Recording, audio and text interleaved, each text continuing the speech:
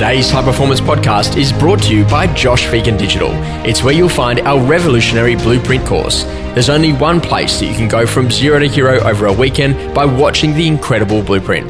It's everything you'll need to be that $1 million agent. Prospecting, listing, negotiation, and growth.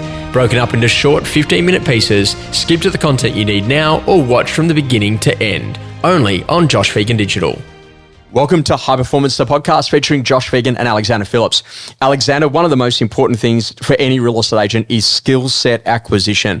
How do you actually get the great skills that you're going to need to be a phenomenal real estate agent? So, Alex, I want to talk to you about what you think are kind of the essential skills that a real estate agent needs to acquire, and particularly from day one when they come into the real estate industry. What are your thoughts? Like, what skills would you start out with? Like, get this mastered and then you'll be a great agent. Yeah, the one thing I try and train all new people that I meet is the actual product knowledge of the area and who you're dealing with in the streets, and the type of people there, and the types of properties, the demographic, the schools, the whatever it might be. But that plus doing really good buyer work, because buyer work's quite easy because it's not cold calling. You're not. People aren't going to hang up on your face. They're going to, you can build relationships that way.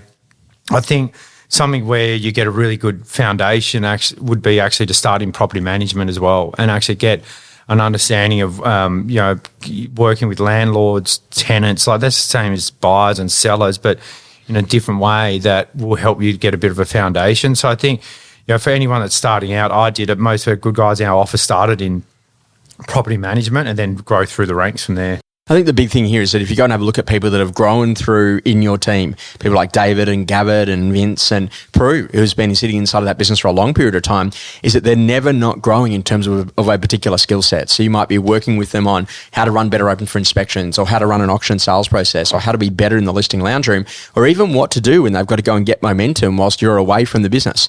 If you're starting to think about the time that you put in to actually becoming a great lister, how much energy did you put in the early days to make sure that you could be phenomenal in the listing lounge room to actually win that business against some of the toughest competitors? It's something that obviously you and I worked on a lot over the years, and I continually work on. We try and get better and understand, the best questions to ask to keep someone fully engaged, and what are the trigger points that progress them. And actually, where we differ from most is actually talking about how we do it, what we do in the back end, behind closed doors that you don't get to see, that drives your price. So, and talking about a process that you actually do, you actually come across passionate, you believe in it because you're doing it every day. So, that's something that we changed over the years, and we continually, change it and get better, and we learn, and we ask people we ask other agents questions, and try and also ensure that we're not stagnant, and continually look at different ways to make sure it's all about conversion rates. Like, obviously you can get in.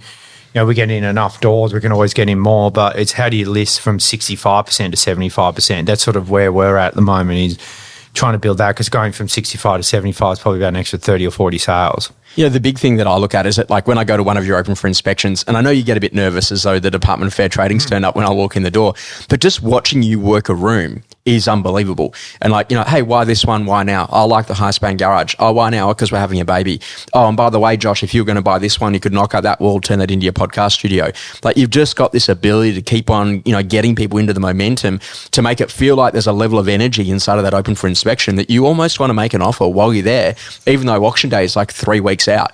How do you do that? How do you get that momentum there to make people feel like they've got to act today? And how did you acquire that skill set? I think it's just the learning as people come through and working out why they're there, and how keen they are. And I remember back in the day, you'd see someone walk in and they got a list of 10 properties. So these guys are like looking at like, well, what? How can I get them into into this? These days it's different because it's all on their phones. But it's like that. First question, you're buying or browsing today. You've seen them at a lot of other opens. You're getting an understanding why they're there, and trying to close them out. And part of what you do is understanding what concerns they might have about that property, and spinning it around to be positive. I think the most important thing is that, like, learn that skill set, that just a couple of key words could change everything.